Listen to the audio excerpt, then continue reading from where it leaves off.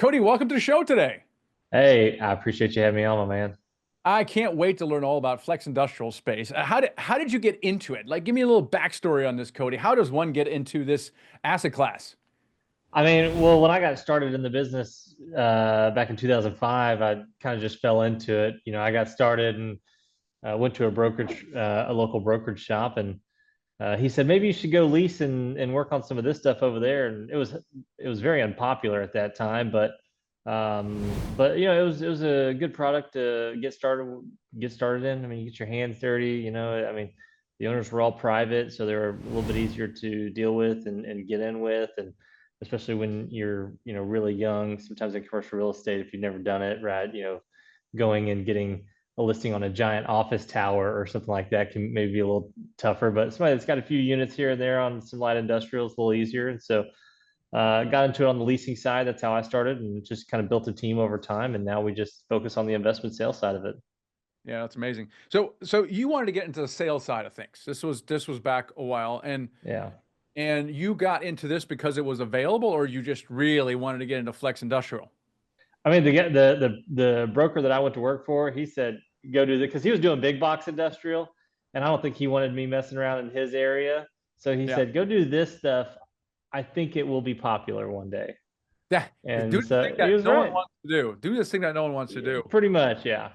Now, why did you want to get into what is essentially sales, right? I mean, Yeah. like, what was your background before then? And this is interesting because I think sales is one of the best skills you can have in life. And I'm just curious to see Yeah, I what think so. motivated you to get into sales probably at an early stage.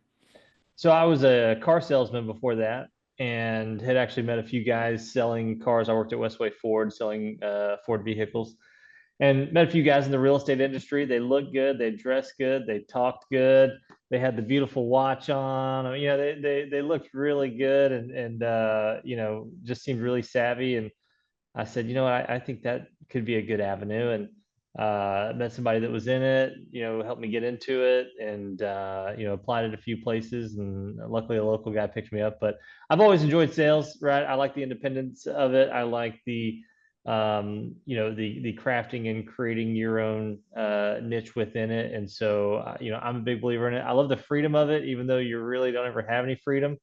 But I do like that, right? Because at any time, like if you want to go to Best Buy or something, you can just leave and go do it. But what's funny is I've got friends and even family members that are like, man, I want to do something like you, where you just go do whatever you want anytime. And it's like, well, it yes, you can, but on the flip side, it costs you as well, and you're always working at the end of the day. I work more than I ever have. Like every year seems like I work more than the previous year, and I always And say I'm going to taper off a little bit, and I never do. and you got to watch it as an entrepreneur because now you're still selling flex industrial real estate, but you also have significant investments. What do you have on the investment side right now? So, we're big in the small bay flex, so that's what we like investing in. So, we've done syndications. We've bought existing with partnerships. Working on several new development projects in Texas right now as well. So we like to stay in our niche because we also have good guys here that can lease it as well. So we like stuff that we can kind of maintain and control a lot of aspects of it. Now, so you probably have enough income coming in where you can probably stop doing the other thing, right? But I don't know. I've got an obsession with classic cars, and oh, you have an expensive lifestyle. well, Yeah. no, I wouldn't say it's not an expensive lifestyle. I don't live in a fancy house or anything like that, but I do like classic cars, and that's where a lot of my money goes is that. And obviously, I'm married too, and there's some money that goes that way as well. But I enjoy certain things in life, but I live pretty modestly. I think that there's a danger as an entrepreneur that you actually work harder than you do when you had an actual W-2 job, right? Because Yeah. you can always do more. You can always do more. And finding that balance is challenging sometimes.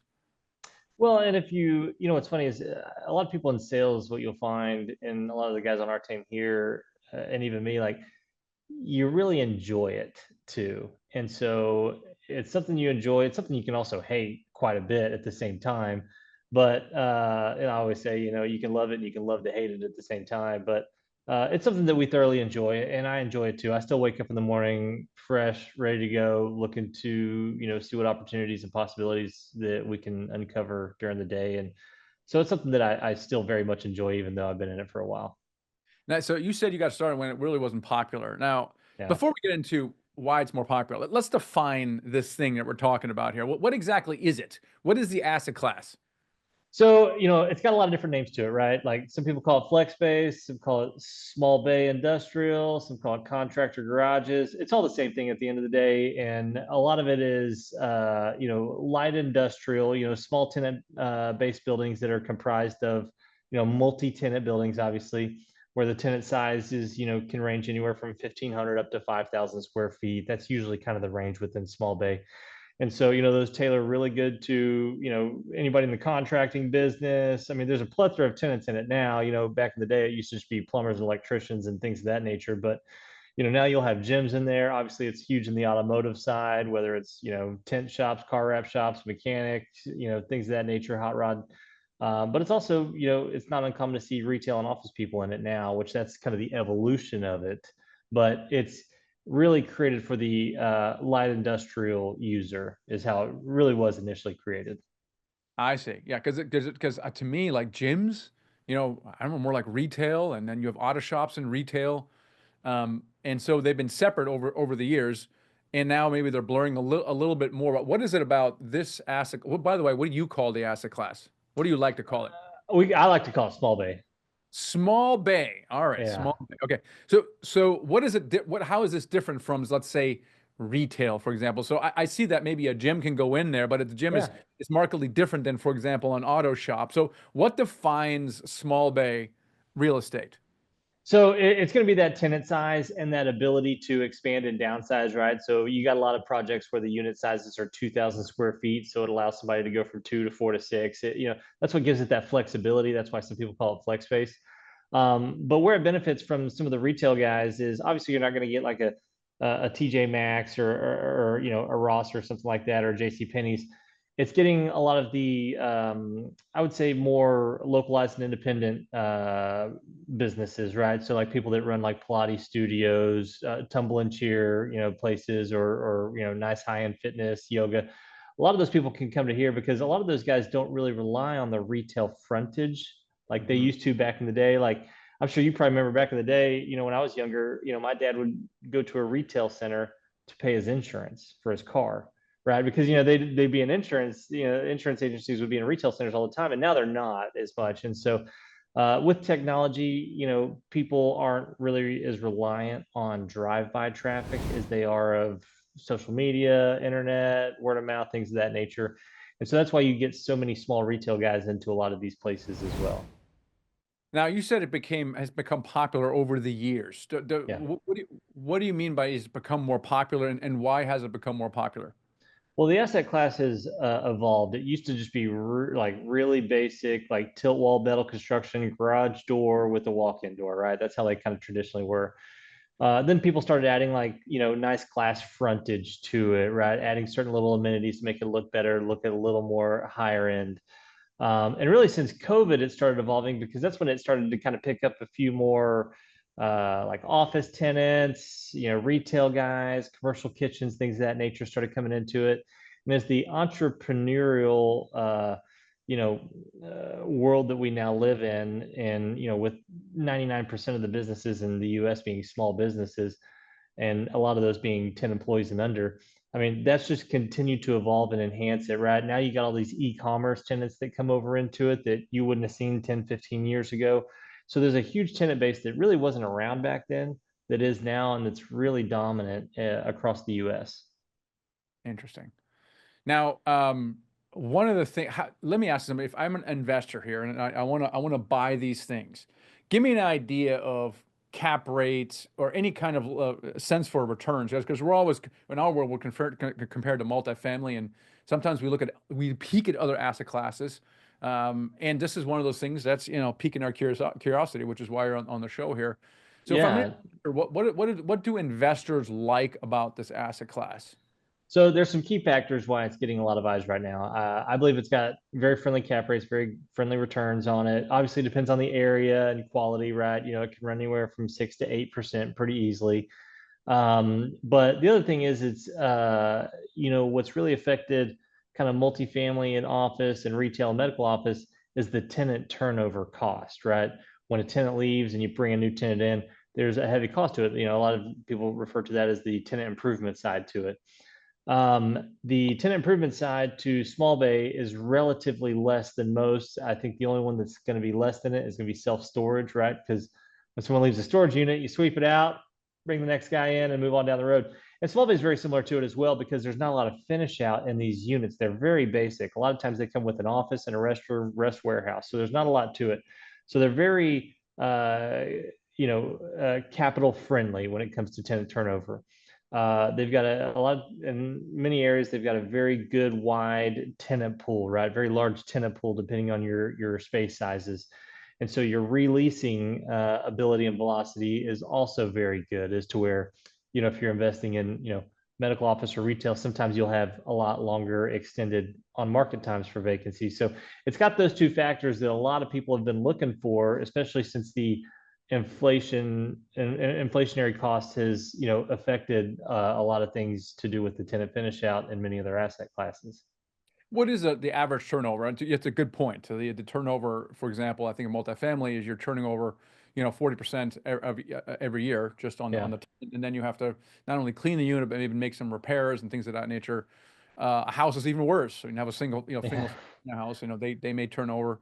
What is kind of how long? So, what's the turnover rate? And then typically, what do you have to do to turn the unit over? I guess it depends a little bit on who's leaving and who's coming in. Yeah, and so usually when a tenant vacates, if they have a basic finish out package, which is one office and a restroom, there's very little to it, right? Those things can maybe take $1 a foot max to refinish out. But as far as terms and things of that nature, a lot of the leases are 1 to 3 year leases. Now, people do more than that. People do 5 years all day long. We prefer it to be around 2 to 3. That way, it gives the owner a little bit of flexibility as well, because in a lot of areas, the rental rates have continued to increase quite a bit. And so you want to make sure you've got that flexibility, but you also kind of have that stability in that tenant as well. So we don't like anything under 2 years. We prefer 3, but the average term that you see a lot of guys is going to run 1 to 3.